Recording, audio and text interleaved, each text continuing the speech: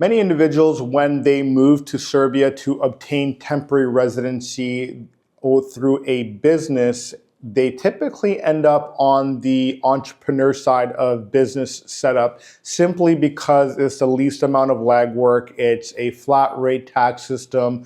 There is no bookkeeping involved. There are no write-offs. There's no additional taxes to be paid. But one of the things that we're seeing is some of our clients are starting to exceed the capabilities of an entrepreneur business. And they're looking to now get into a DOO, which some of you may know as an LLC or a corporation. Now, there are some things that you need to keep in mind when you're trying to go from one business type to another, and that's what we're going to talk to you about on this video. Now, an entrepreneur business is very straightforward. Like I've mentioned, you can set it up very simply, flat rate tax. You can make income up to 50,000 euros without having to get a bookkeeper involved. And this is one of the most favorable types of businesses that many of our clients like to set up, especially if they're just starting a business and don't want to get into bookkeeping, quarterly filings, into their accounting, so on and so forth, and that they don't actually have the overhead to manage a corporation. But what we're seeing is a lot of our clients are now getting above the 51,000. They're wanting to expand their businesses into other avenues. And so with that said, it's time to move over from an entrepreneur business to a DOO here in Serbia. And so what I want to talk to you about is what are the benefits of going from an entrepreneur business to a DOO, and what are the things that you also have to keep in the back of your mind and risk that you may see and deal with when you're switching from one to the other. Now, the benefits of going into a DOO from an entrepreneur is first and foremost the liability, right? When you are an entrepreneur business, you are 100% liable for anything that happens to a client. If a client sues you, they can sue you for all your personal assets. However, if you're going into a DOO, you are now have a separate living, breathing entity. If something happens with a client, they sue the entity and not you as the individual, which in my mind is much better. But again, there's a lot more nuts and bolts that come along with that. When you also get into a DOO, you must by law have bookkeeping services here as well.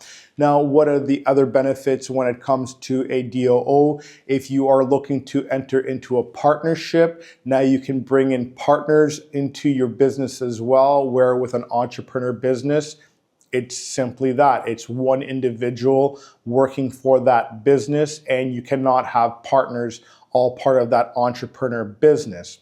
If you are looking to get into other types of businesses and different activity codes, you are not able to do that under an entrepreneur business. As an entrepreneur business, you typically get one activity code, and that is what you are entitled to do. So if you are a, say, travel agency and now you want to get into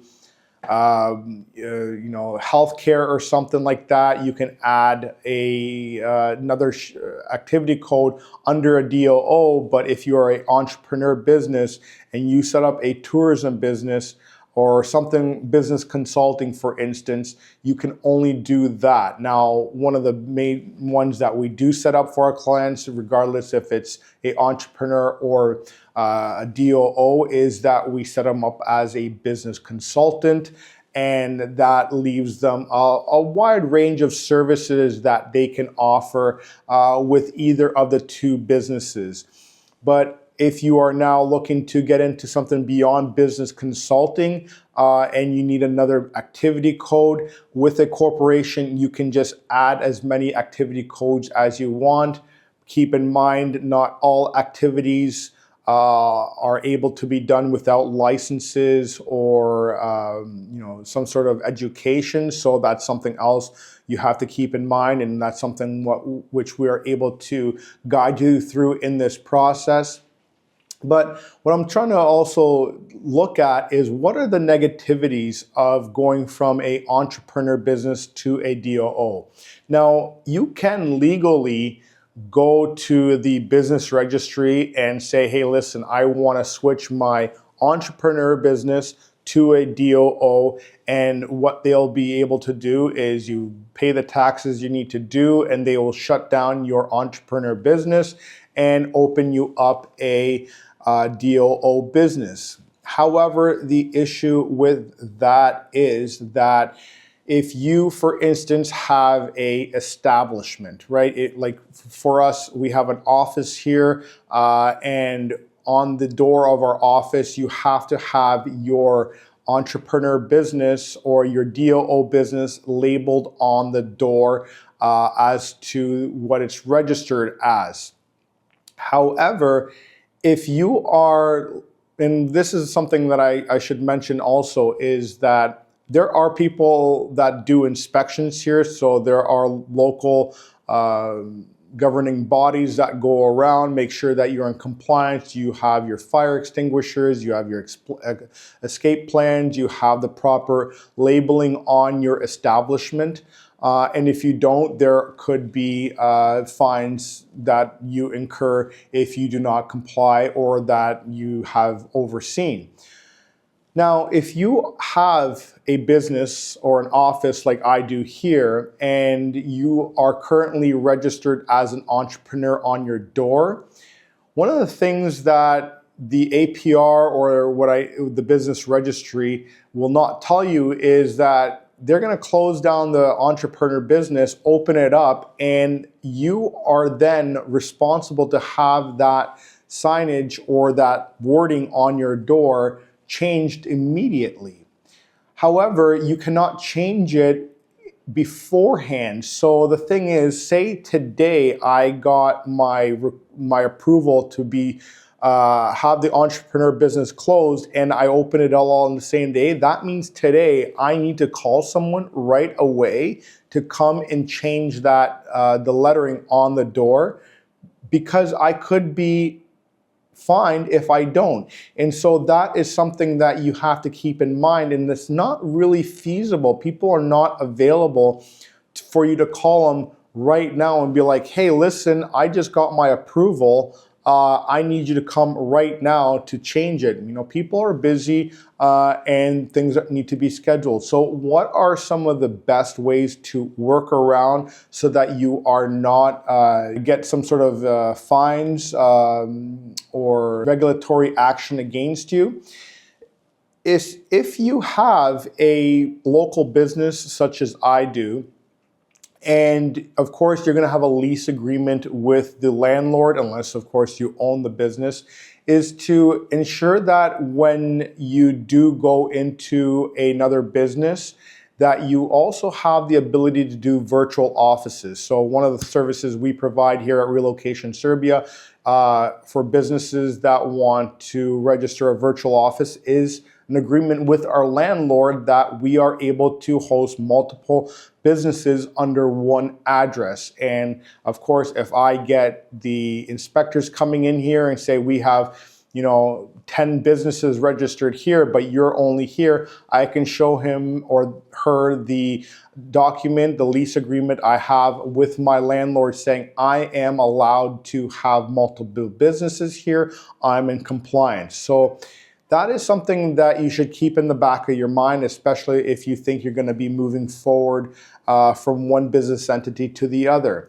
But what you can do is, instead of switching from an entrepreneur business to a DOO, and this is going to be a little bit more capital intensive, not like it's thousands of dollars, a couple $100 you're going to have to burn, is that you keep your entrepreneur business open up another DOO or a new DOO under the new name. You're going to get a new matični broj is what we call it, and a business registration number. and register it in the same office that you're currently in or the same establishment that you're currently in using that virtual office agreement that you have with your own landlord. Once you have your business approved, you have your bank accounts all approved, you call up the individual who does your wording on your doors or on your establishment and say, hey, listen, I need my words changed, I need my numbers changed on my door, can you set it up? He comes or they come, they change it out, and then once that labeling is on your door of your establishment for your new DOO, then what you can do is go forward and close out your entrepreneur business. This is going to save you so much more headache, especially if you have a business where inspections are involved. You know, restaurants is a huge one. Anything in the food and beverage industry, you're going to have inspections coming in, and they can, you know, fine you for anything, as a matter of fact. However, here we have an office. It's something that is a simple business.